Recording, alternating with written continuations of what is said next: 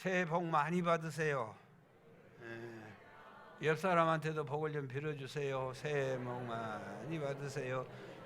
새해 더 건강하세요. 아멘. 여러분, 그 박하사탕 영화 잘 알지요? 박하사탕. 이창동 감독이 2000년에 만든 영화예요. 이분은 중고등학교 교사였고 소설가였고 나중에는 영화 감독까지 했어요. 초록 물고기로 데뷔를 해가지고 또 그 밀양이라는 영화 봤죠? 밀양. 거기 있는데 박하사탕. 오늘은 박하사탕 한번 제가 소개한 기억이 나요. 주 무대가 충북 제천시 백운면 에린리 진소마을에서 일어났어요. 동네 가구 수가 4가구인데 사람은 11명이 살고 있어요. 이 영화 시작은 폐교된 초등학교에서 시작을 해가지고 폐교된 초등학교에서 영화가 끝이 나요. 이 영화에 유명한 대사가 있어요. 영화는 몰라도 이 대사는 다 알거든요. 뭐예요 대사가? 어떻게 그거 알지? 와, 훌륭하다. 자, 나 다시 돌아갈래. 자, 이 설경구, 저 배우가 설경구지요. 설경구가 영어로 나오고 문소리가 수님으로 나와요. 윤수님으로. 나 다시 돌아갈래. 이 명대사 한마디는요, 영어의 얘기가 아니고 우리 모두의 얘기예요. 많은 관객들이 그 대사 한마디 듣고 싶어서 이 영화를 찾는 거예요. 영어와 수님이가요 20년의 세월이 지나고 났더니 모든 것을 다 빼앗겨 버렸어. 20년 세월이 지났더니 꿈도 소망도 사랑도 사람도 다 잃어버렸어요. 곡선으로 돌아가는 철로 위에서 영어는 나 다시 돌아갈래, 나 다시 돌아갈래 절규를 해요. 그런데 그 소리마저도 기차의 기적소리에 묻히고 말아요. 이 영어는요 수님이하고 연애를 했는데 결혼하지 못하고 실패했어요. 그리고 다른 여자 결혼했는데 또 이혼하게 되고 사업을 했는데 사업이 망하게 되고 본의 아니게 광주 5.18 민주화 운동에 뛰어들어 가지고 양민을 학살하게 됐어요. 그리고 후에는 경찰관이 되어 가지고 목적을 위해서 죄 없는 줄 알면서도 선량한 양민을 고문하는 거예요. 죄 없는지 뻔히 알면서도 고문하고 있어요. 그러면서 자기 자신을 돌아보면서 망가져버린 나, 너무 많이 변해버린 나, 내가 이런 인생을 살려고 하는 거 아닌데, 절망과 분노와 좌절 속에서 옛날을 그리워하면서 자기 의사하고는 아무 상관없이 무너져버린 인생, 나 다시 돌아갈래. 20년 전 순수했던 그 시절, 천진난만했던 그 시절, 나 다시 돌아갈래. 시작할 희망조차 잃어버린 인생, 무엇이 그토록 그 인생을 망가지게 했을까? 누가 그토록 그 인생을 망가지게 만들었을까? 죽어버리기에는 너무 억울하고 살기는 너무 힘들고 나 돌아갈래. 청포도 익어가는 7월에 나 다시 돌아갈래. 나 다시 돌아갈래. 여러분은 돌아가고 싶지 않습니까? 옛날 추억의 동산으로 돌아가고 싶지 않습니까? 코로나 이전으로 돌아가고 싶지 않습니까? 마스크 없는 시절로 돌아가고 싶지 않습니까? 말씀을 묵상하는데 예배 후에 정심 2예배가 끝나면 교회 식탁에서 왁자지껄 웃고 떠들고 식사했던 그때로 돌아가고 싶습니다. 선교 체육대회에 온 교인들이 한박 같은 웃음을 날리고 벌쩍벌쩍 뛰던 그날로 그날로 나 돌아가고 싶습니다. 전도대회 어른에 할 것 없이 한마음 되고 우리 장로님들 얼굴에 페인팅하고 전도하던 그때로 돌아가고 싶습니다. 성전 건축을 위하여 밤새워 기도하고 마음 조이고 애타하던 그때 그 순간이 지금은 그렇게 그립습니다. 손꼽아 여름 성경학교를 기다리며 이리저리 달리며 흰구름 뭉게뭉게 피는 하늘에 불렀던 그 시절 그때로 나 다시 돌아갈래. 죄 때문에 가슴치고 회개했던 그때 그 순간으로 돌아갈래.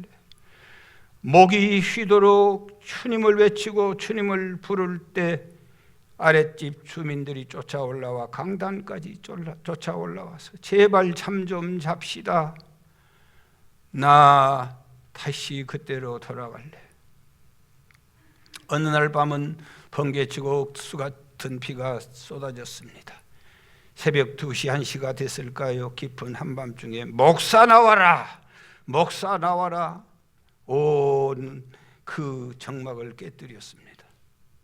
외치는 소리를 듣고 놀라보니 깊은 밤중에 건축자재가 옆집 지붕, 기아 지붕 위에 떨어져서 비가 새고 있었던 것입니다. 아랫집 주인은 우산 쓰고 후라시를 그곳에 비추면서 좀 보시라고요. 집안이 비가 새서 집을 버렸다는 겁니다. 너무 깊은 밤중이어서 장로님 집사님을 부를 수 없어 아내와 둘이 벌떡 일어나 아무 일도 할지도 모르지만 그래도 어쩔 수 없이 억수처럼 쏟아지는 남의 집 기아 지붕 위에 둘이 올라갔습니다. 내가 몸이 좀 더 무거우니까 당신이 가벼우니까 좀 올라가라고. 만약에 올라가서 귀하가 깨지면 더 큰일 나니까. 밤에 참새처럼 급하여 우비도 없이 올라갔습니다. 1시간 지났을까? 주인 많이 민망했던가 봅니다. 내려가시오. 뭐 하는 거요? 물에 빠진 생지 부부였습니다. 서로의 얼굴을 바라보고 미안해 눈물을 흘렸습니다. 다음 날 새벽녘 학다리에 기와사와 우리 송건영 장로님과 끼어 놓았지만 비만 오면 물이 샌다고, 비만 오면 물이 샌다고 해서 성동리에서 이곳 성내리로 이사 오는 것이 그렇게 행복했습니다. 아름다웠던 지난 추억들, 사랑했었던 많은 사람들, 멀고도 험한 고난의 길을 나 이제 말없이 주님을 위해서 떠나야지.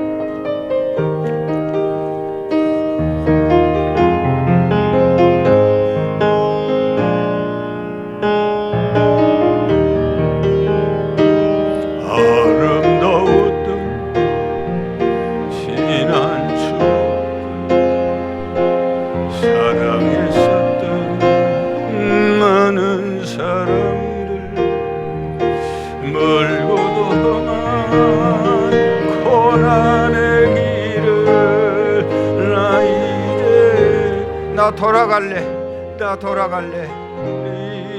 위하여 떠나야지. 수없이 많은 사람들 위해 당신이 바친 고귀한 희생, 영원히 당신과 함께 있고파 사랑의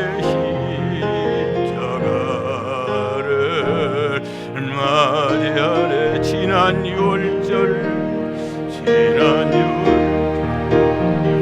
저녁 성찬 때 주님과 함께 마시던 핏잔, 그 일이 문득 생각이 나면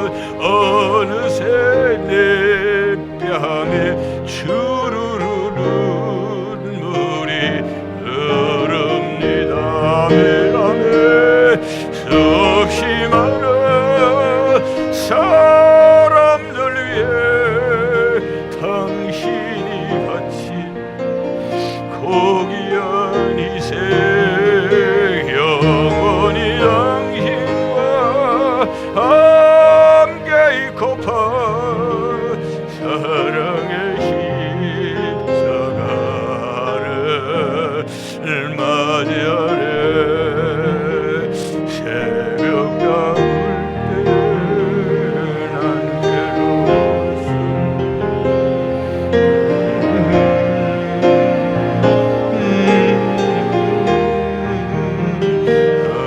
하지만 이제 두렵지 않아.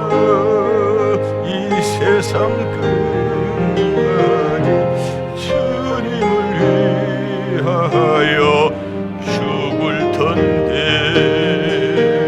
수많은 사람들 위해 당신같이 맞이하네.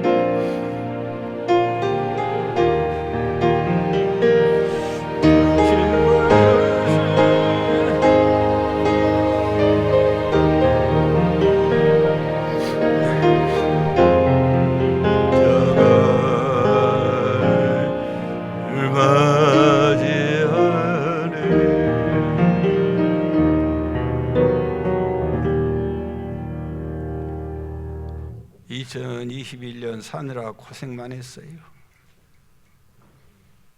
그러나 조금 있으면 그리울 것입니다.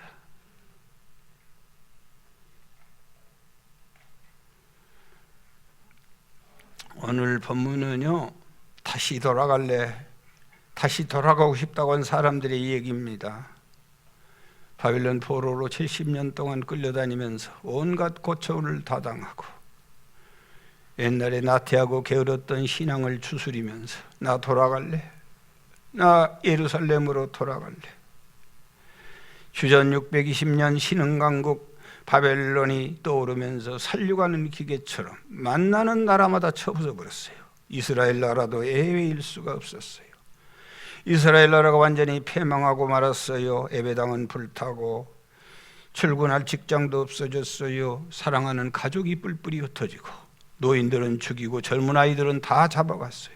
부부가 다 이혼을 했어요. 이런 참담한 세월을 그들은 보내고 있었어요. 그런데 어느 날 하박국이라고 하는 선지자가 하나님에 대한 소문을 들었어요. 하나님은 능력자이시다. 하나님은 홍해를 가르시고 하나님은 마라의 쓴물을 달게 하시고 하나님은 손을 들어 기도하면은 아말렉을 이기는 하나님에 대한 소문을 들었어요. 그리고 여호와를 향하여 기도했어요. 여호와여, 주는 주의 일을 수년 내에 부응하게 하옵소서. 이 수년 내에 나타내 주시옵소서. 진노 중에라도 긍휼을 잊지 마옵소서. 여러분, 여기서 말하는 부흥은 우리가 말하는 교인수 모이는 부흥을 말하는 것이 아니고 영어로는 리바이블이라고, 리란 말은 다시, 바이블은 살린다는 말이에요. 다시 살린다, 다시 회복한다는 말이에요. 고국으로 다시 돌아간다. 그리웠던, 잊어버렸던 옛날 삶으로 하나님이 다시 돌려주실 것이다. 포로 생활에서 자유와 해방을 너희에게 줄 것이다. 나 다시 돌아가고 싶다. 나 다시 자유의 몸을 가지고 싶다. 할렐루야. 저와 여러분들의 간절한 기도의 제목인 줄 믿습니다. 따라서 하세요. 나 코로나 전으로 돌아갈래.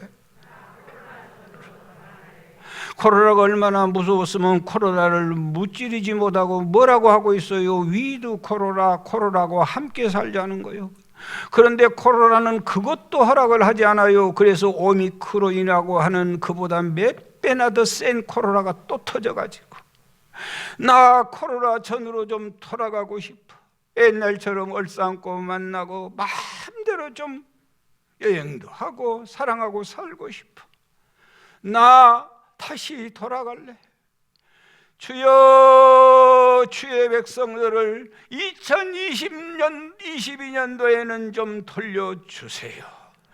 우리의 사업이 다시 한번 힘을 얻고 우리의 가정들이 다시 한번 힘을 얻고 교회가 찬송 소리가 가득하고 다시 한번 부흥 집회를 열고 전도대회가 다시 한번 모이고 죽어가는 영혼들, 지친 영혼들, 하나님의 교회를 떠나서 사는 저 영혼들이 다 다시 한번 몰려오게 하시고 하나님의 위상이 하늘처럼 높아지는 그날이 속히 올 수 있도록 주여 나 다시 돌아갈래.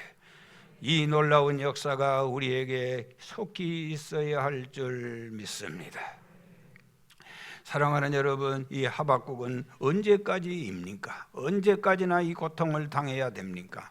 하박국 1장 2절입니다. 시작. 주 여호와여, 내가 주께 부르짖어도 주께서 듣지 아니하시니 어느 때까지? 우리가 코로나 무찔러 주라고 얼마나 기도하고 있어요. 어느 때까지입니까? 나라가 기울고 가정은 흔들리고 부르짖어도 기도 응답이 없으니 어느 때까지입니까? 오늘 이 단어가 우리에게 절실하게 다가옵니다. 하나님, 어느 때까지입니까? 언제까지나 이 고통을 받고 살아야 될 것입니까? 언제 회복시켜 주시겠습니까? 어느 때까지입니까? 그 다음에 또 한 말씀이 있어요. 하박국 1장 3절 시작. 어찌하여 내가 죄악을 보게 하시며 패악을 눈으로 보게 하시나이까? 겁탈과 강포가 내 앞에 있고 변론과 분쟁이 일어나나이다. 어찌하여? 어느 때까지입니까? 그리고는 어찌하여 이 코로나가 왔습니까? 왜입니까? 왜 이렇게 끝나지 않습니까? 어찌하여 이런 일을 보게 됩니까? 어찌하여 교회의 문을 닫게 하십니까? 어찌하여 사랑하는 하나님의 자녀들이 교회를 떠나게 하십니까? 어찌하여? 사랑하는 여러분, 요나가 욥바에서 니느웨의 배를 타지 아니하고 타시스의 배를 타고 그 다음에 타시스로 도망갔는데 가다가 풍랑을 만났어요. 그 배에는요 살인자도 있고 도둑놈 사기꾼도 많이 타 있었어요. 그런데 정작 하나님이 그 배에 풍랑을 일으킨 것은 살인자, 간음자 때문에 일으킨 게 아니고 요나 때문에 풍랑을 일으켰어요. 요나의 불순종 때문에.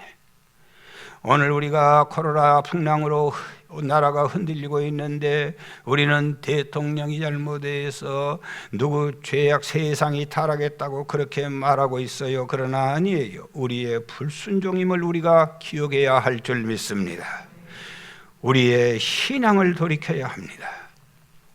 여러분, 우리가 이 코로나를 불러들였지 않습니까? 조금 잘 살게 되니 간절함이 없어졌어요. 교회 출입을 오래 했다 보니까 예배가 습관화되고 예배가 형식화되고 하나님이 사업에 복을 주다 보니까 분주하다는 이유로 이름뿐인 기름 부음이요. 여러분 따라 신앙생활 하면 다 죽어요. 본된 신앙생활을 하나도 안 넣는 거예요. 말은 하나님의 중심, 삶은 자기 중심이지 무슨 놈의 하나님의 중심이에요. 사장님 소리 듣다 보니까 결정권자가 되고 보니까 하나님께 묻는 적이 없어. 지 멋대로 다 하고 살아. 배부르고 등 따뜻하니 예배 모임에는 늘 브레이크 위에 발을 올리고 살아. 요즘 교회 안에 영적 사람이 누가 있습니까? 에서를 비난하지 마세요. 팥죽 한 그릇 때문에 예배를 참석하지 않는 사람이 한둘입니까 지금? 무늬뿐인 크리스천들. 모양밖에는 없습니다. 주의 종들은 밥그릇 때문에 눈치 보느라고 짖지 못한 개가 된 지 오래입니다. 예배는 목숨보다 소중한 것입니다. 예배는 우리의 생명입니다. 온라인 예배에 탈을 쓰고 영적 사람을 육의 사람으로 다 바꾸어 놨어요. 삶에 지쳐서 시간마다 졸고 앉았어요. 여러분, 그래서 하나님이 뭐라고 한 줄 아세요? 이사야 1장에 성전문 닫아라! 마당만 밟지 말라. 헛된 재물 그만 가져오너라. 나 너희들이 드리는 찬양도 헌금도 다 싫다. 코로나가 닫은 줄 아십니까? 코로나 성전 문을 코로나가 닫는 것 아니고 나라가 닫는 것 아니에요. 하나님이 닫은 거예요. 이사야 1장 14절에 내 마음이 너희의 월삭과 정한 절기를 싫어하나니 그것이 내게 무거운 짐이라 내가 지기에 곤비하느니라. 하나님이 우리의 드리는 예배가 싫다는 거예요. 왜요? 니들이 싫어하는 예배를 내가 왜 좋아하냐? 하나님이 성도들이 무겁다는 거예요. 성도 한 사람 한 사람이 무거운 짐이 됐다는 거예요. 왜요? 성도 한 사람 한 사람이 하나님의 일이 무거운 짐이 돼버렸어. 지금 하나님의 일하자 가면 기쁩니까? 하나님의 일하자 가면 앞장섭니까? 그런 사람이 없어졌어 지금. 그러니까 성도들도 하나님이 나도 니들이 너무 무겁다, 나 니들 보면 내가 곤비하다 그랬어요.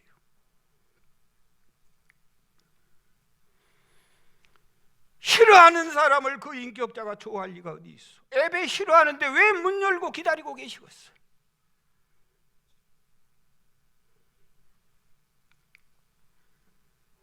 하나님이 열면 닫을 자 없습니다.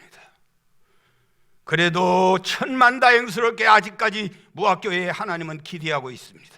그래서 한 번도 예배 문을 닫은 적이 없어요.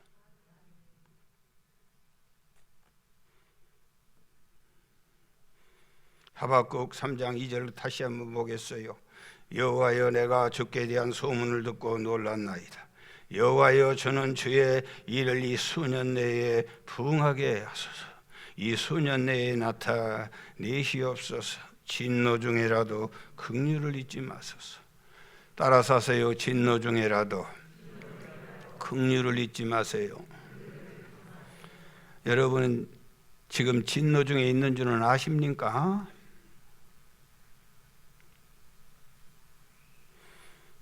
우리는 주님의 진노 중에 있어요. 하박국은 그 땅 현실을 보고 그걸 알았어요. 아, 하나님의 진노 중에 있구나. 하나님이 대단히 화가 나셨구나. 하나님의 진노가 아니면 어떻게 코로나가 우리 인생들을 이렇게 힘들게 하겠어요? 진노 중에 있습니다.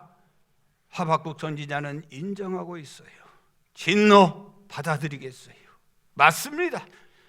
진노 당할 만한 일을 우리가 하고 있습니다. 그러나 하나님 긍휼은 제발 잊지 마세요.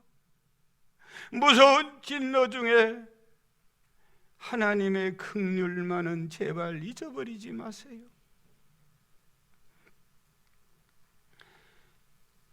여러분 오늘 우리가 2022년 한 해 살면서 하나님의 긍휼을 잊지 마시기 바랍니다.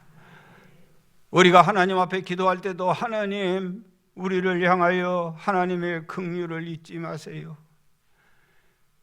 내가 죄 짓고 못된 짓 많이 해서 하나님 벌 받고 있는 줄 내가 알아요. 나 못됐지 않아요. 나 나쁜 놈이잖아요.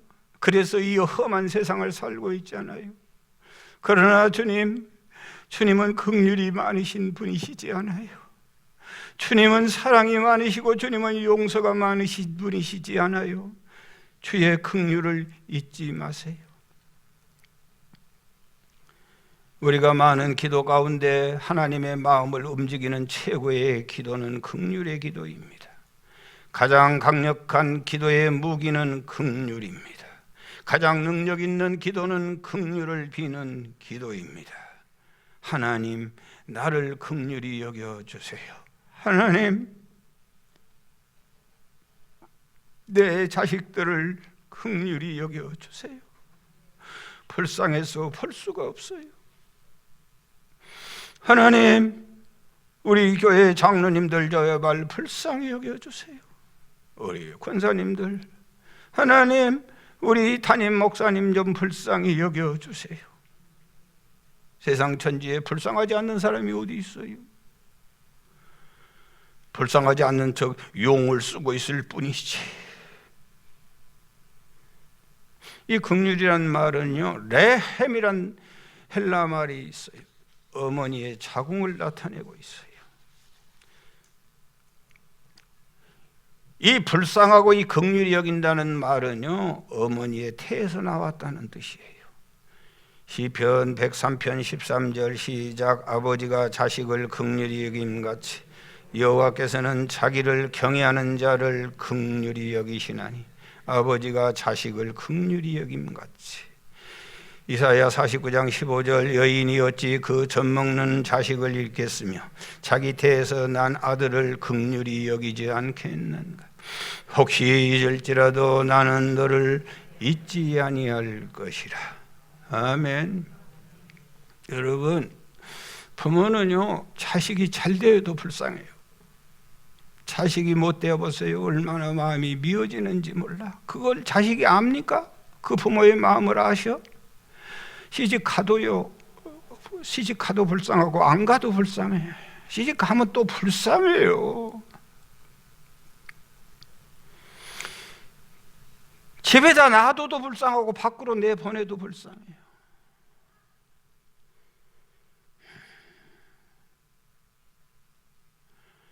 애기 낳아도 불쌍해요. 애기 낳아도. 딸이 애기 낳아보세요. 얼마나 불쌍한가. 딸이 얼마나 불쌍해. 저 뜯어 먹으면 손주 째려불고 싶어. 불쌍해. 내 태에서 나온 것이. 며느리가 젖 먹이면 뭐라고요? 더 먹여라, 더 먹여. 더 먹여. 더 먹여야 내 태에서 나온 거예요. 하나님의 본성은 긍휼입니다. 하나님 긍휼히 여겨주세요.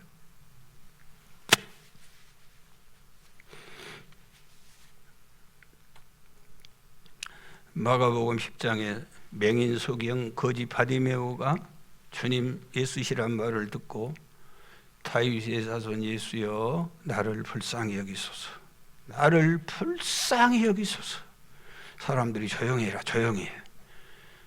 눈 두 눈 가지고도 주님을 못 만난데, 건강한 사람, 돈 있는 사람도 주님 못 만난데, 거지가 앞도 못 본 것이 부르면 못한데 더욱 소리질러 가로되, 더욱 소리질러 가로되 다윗의 자손 예수여 나를 불쌍히 여기소서. 주님이 턱하니 서셨어. 그를 부르라. 뭐가 원하냐? 보기를 원합니다. 눈이 열릴지어다. 여러분, 최고의 기도는 긍휼히 여겨주세요. 누가복음 17장에 예수님이 한 마을로 지나가시는데 10명의 나환자가 달려왔어요. 나환자는 가까이 갈 수 없어요. 멀리 서서 예수 선생님, 우리를 불쌍히 여겨주세요. 그랬더니 제사장에게 보여라. 가다가 다 치료됐어요. 멀리서도, 가까운데도 두말할 필요 없겠지만은 멀리서도 주여 나를 불쌍히 여기소서. 2022년 한 해 동안 우리의 기도의 제목이 되어야 할 줄 믿습니다. 누가복음 18장에 바리새인과 세리가 성전에 나와서 기도해요. 바리새인의 기도는 자기 피할성, 조심하세요. 나고 여러분이고 자기 피할성 기도를 너무 많이 하는 거 아무런 의미 없어요. 바리새인이 서서 기도합니다. 나는 다른 사람과 다릅니다. 나는 불이 돛에 간음한 적이 없습니다. 나는 저 세리하고도 다릅니다. 온갖 미사오구를 동원하고 사람들에게 기도 잘한다는 소리 듣고 싶어가지고 나는 온전한 11조 드려요. 나는 다른 사람은 일주일에 한 번 금식하는데 나는 2번 금식합니다. 자기 피하라는 거예요. 조심하세요. 그게 바리새인들이에요. 교회 와서는 자랑할 거 아무것도 없어. 나 죄인이에요. 나 불쌍히 좀 여겨주세요. 그거 하려고 교회 오는 거예요. 응답받는 세리 기도 들어보실랍니까? 얼굴도 드지 못하고 가슴을 쥐어뜯으면서 주님, 저는 죄인입니다. 나를 불쌍히 여겨주세요. 전지전능하신 주님이 그 앞에서 뭘 자랑할 게 있겠어요? 제일 미련한 인간은 교회 와서 폼 잡는 인간이야. 그건 버림받은 인간이야. 교회에서는요, 뭐하러 오니? 나 죄인이에요. 나 좀 불쌍히 여겨주세요. 할렐루야. 제가 청년 시절에 집에 잠깐 있을 때 제 아버지, 엄마 함께 밭에 일을 갔어요. 가난해가지고 밭이 산밭이고 멀어요. 집에서 솔몰이라는 곳에 밭이 있는데, 그래서 항상 가면서 도시락을 싸가지고 가는 거예요. 점심 식사 때가 되면 아버지, 엄마 그리고 나 셋이서 기도하는데 항상 아버지가 기도하소 그러고 고개를 숙여요. 그 말은 엄마보다 기도하란 말이에요. 엄마가 기도를 시작하는데 기도가 쉽게 끝나지를 않아요. 뭔 내용이 그렇게 많은지 몰라. 나도 믿음 좋은 나도 그냥 빨리 끝냈으면 좋겠는데 기도가 항상 긴데, 빠지지 않고 하는 기도가 있는데 우리 남편 불쌍히 여겨주세요. 어느 날 기도가 마쳤는데 아버지가 이러는 거예요. 이제 나 교회 안 갈란다. 그러면서 뭐라고 하냐면 교회를 가도 불쌍하다. 교회를 안 가도 불쌍하다. 그런 놈의 교회를 내가 왜 가냐는 거예요. 그래도 변함없이 고개만 숙이면 불쌍하다. 나도 하도 민망해서 엄마 제발 아버지 불쌍하다고 하지 마시오. 저희 어머니가 아버지보다 10년 먼저 세상 떠났어요. 그 기도가 응답됐어요. 아버지가 홀로 10년 계시면서 늘 성경을 앞에다 펴놓고 사셨어. 그곳 정말로 하나님이 불쌍히 여기셨다. 아멘. 여러분, 우리 장로님들 불쌍히 여기시고, 권사님들 불쌍히 여기시고, 우리 남편 불쌍히 여기시고, 우리 새끼들 불쌍히 여기시고. 할렐루야. 여러분, 하나님의 마음이 불쌍이에요. 하나님의 마음이 긍휼이요. 그래서 하나님의 마음을 가진 사람은요, 다 불쌍하게 보여. 그런데 사탄의 마음을 가진 사람은 맨 시기 질투가 꽉 찼어. 보면 시기 질투만, 보면 해꾸지하고 싶은 거예요.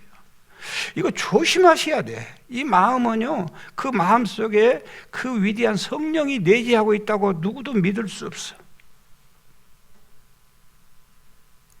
사랑하는 여러분, 가정의 회복이 뭐예요? 교회의 회복이 뭐예요?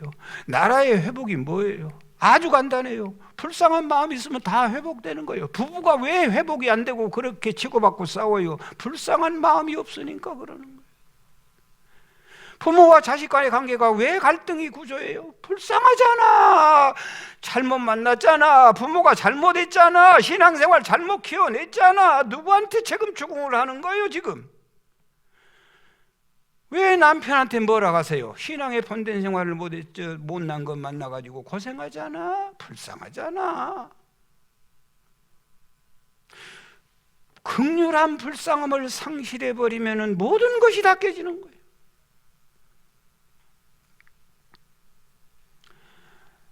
에베소서 5장 6장에 보면은요, 아내들아, 남편들아, 아들들아, 종들아, 상전들아, 부모들아, 그렇게 쭉 얘기하는데, 그 얘기 바로 전에 4장 32절에 보면은 그 얘기를 하기 전에 전제로 하나님이 이 얘기를 하는 거예요. 서로 친절하게 하며 불쌍히 여기며 서로 용서하기를 하나님이 그리스도 안에서 너희를 용서하신 같이 하라. 서로 친절하며 불쌍히 여기며. 아멘. 참 여러분, 미안하고 불쌍하고 송구스럽고 목사 되니까 여러분의 삶의 현장을 내가 너무나 잘 알잖아. 어떤 직종은 밤새도록 잠을 못 자고, 어떤 직종은 온종일 따라다니면서 설명하고 얘기하다가 지쳐서 파지 소금에 절인 김치가 돼버리잖아. 자기 부모도 어려운데 다니면서 제가 복지하면서 수고하는 사람들이 얼마나 많아. 우리 아이들은 얼마나 불쌍해. 날마다 살인길을 지나다니면서 직장생활하는 거 보면 마음이 터지고 미어지지 않아. 불쌍하지 않는 사람이 세상 천지에 어디 있어요?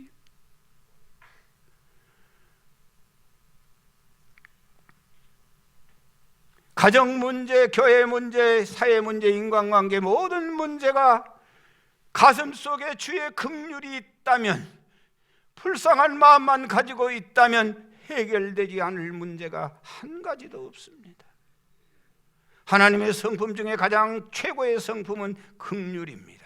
긍휼한 마음이 있으면 용서 못할 것이 아무것도 없습니다. 모든 것 회복은 긍휼로부터 시작되고 있음을 믿습니다.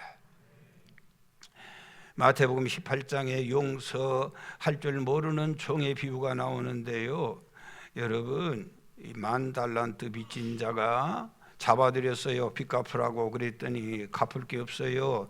네 몸 신체 포기각서도 쓰고 네 아내도 네 자녀도 너 있는 재산 다 팔아 갚아라. 주인님 갚겠어요. 그러나 지금은 갚을 수가 없어요. 좀 기다려주세요. 그런데 이건 우리나라 돈으로 환산하면 몇 조가 되는 거예요. 평생을 두고 갚을 수 없어요. 그랬더니 너그러운 주님께서 알았다, 다 탕감해 줬어요. 얼마나 기쁘겠어. 깡충깡충 뛰면서 가정을, 집을 향하여 뛰어가다가 보니까 자기가 꿔준 사람이 있었어요. 100데나리온. 그건 3개월 임금밖에는 되지 않는데 그 친구를 만난 거예요. 그리고는 갚으라 그랬더니 곧 갚을게. 그랬더니 안 돼, 지금 갚아. 그러면서 맥살을 꽉 잡고는 끌어다가 감옥에 집어넣었어요. 그 딱한 사정을 그 임금님의 종이 보고 있었어요. 그리고는 가서 얘기하는 거예요. 임금님, 왜 딱한 일을 만났네요. 무슨 일인데? 방금 10,000달란트 탕감해 줬잖아요. 그랬지. 그런데 그 친구가요, 가면서 100데나리온 빚진 친구를 만나가지고 맥살을 잡고 그를 끌어다가 그냥 감방에 집어넣고 오네요. 임금님이 그 얘기를 듣고 얼마나 화가 났던지. 자, 뭐라고 말씀한가 들어보실까요? 마태복음 18장 33절에서 34절 시작. 내가 너를 불쌍히 여긴같이 너도 내 동료를 불쌍히 여김이 마땅하지 아니하냐. 주인이 노하여 그 빚을 다 갚도록 그를 옥졸들에게 넘기니라. 하나님의 긍휼을 잊지 마십시오. 하나님의 긍휼을 기도하십시오. 마태복음 5장 7절에 긍휼히 여기는 자는 복이 있나니 그들이 긍휼히 여김을 받을 것이요. 나는 다른 사람들에게 긍휼을 전혀 베풀지 않으면서 하나님의 긍휼은 기대하지 마세요. 주여, 내 심장에 긍휼을 베푸는 마음을 주옵소서. 2022년도 사는 길이 여기 있어요. 진노 중에 있어요. 하나님의 긍휼이 필요합니다. 진노 중에라도 하나님의 긍휼을 베풀어 주옵소서. 코로나를 보면 하나님의 진노가 분명합니다. 오늘 저와 여러분들의 코로나뿐만 아니라 우리의 실수로 하나님의 진노가 분명할 때 있습니다. 잊지 마십시오. 하나님의 긍휼을. 아멘. 기도하겠어요.